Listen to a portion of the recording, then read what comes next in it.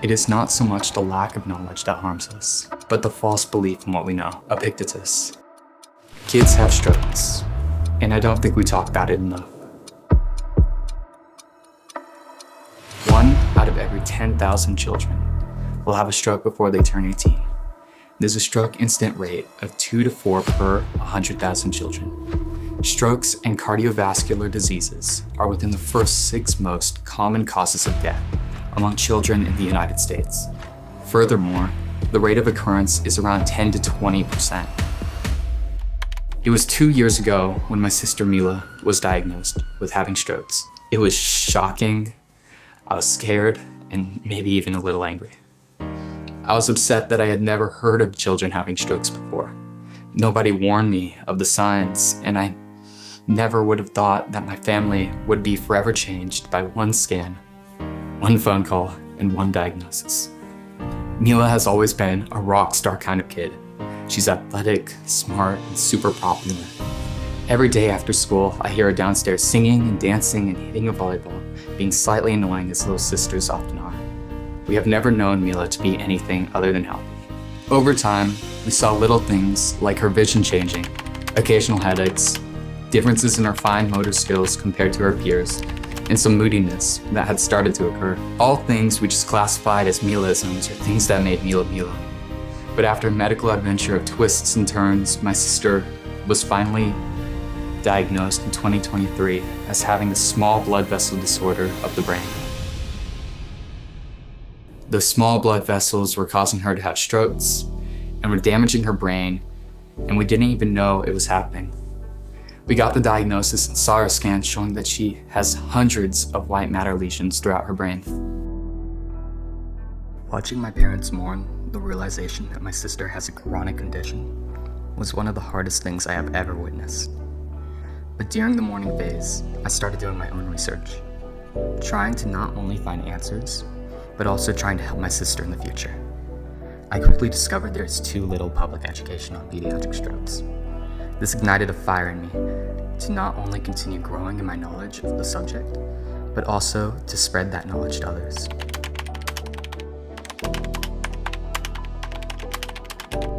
In 2023, we became a part of Cook Children's Stroke Clinic, which is a multidisciplinary team of doctors who monitor her health very closely.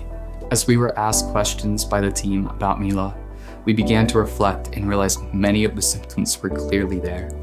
I realized that if we had been educated earlier, we would have been able to help Mila more. Today, we are joined by a leading expert in pediatric stroke research and education. She's a hematologist and oncologist at Cook Children's Medical in Fort Worth. She's a part of the stroke team that helps manage the care of children who have had strokes here and across the nation, including my sister's care. She has dedicated her career to researching and understanding pediatric strokes in a deeper way. I am so proud to have Dr. Marcela Torres with me today to share some insights into what each of us can do to identify and react to pediatric strokes.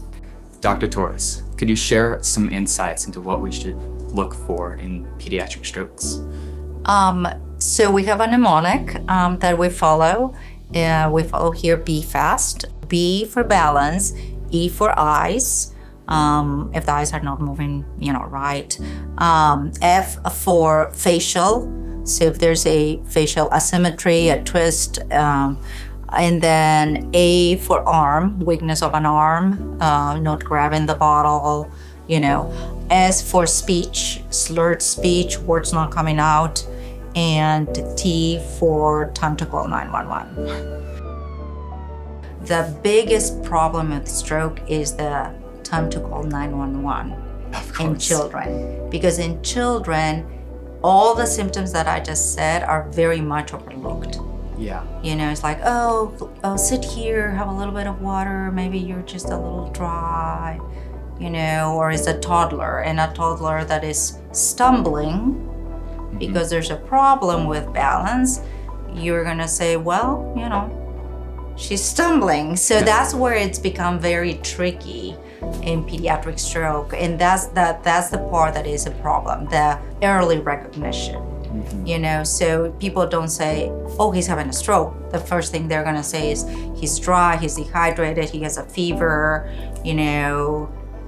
older kids are like, maybe he's faking it, you know, all these things before somebody says, no, there's something really wrong. We should be calling 911. So, do you have any final words to share with everyone?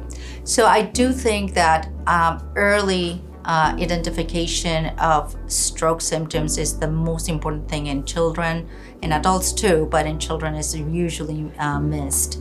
So back to our BFAST, if any of these symptoms are presenting, I think there should be a very low threshold to call 911 because the management will really benefit patients within the first 4.5 hours or within the first 20 hours. So 4.5 hours, there's certain type of interventions we can do.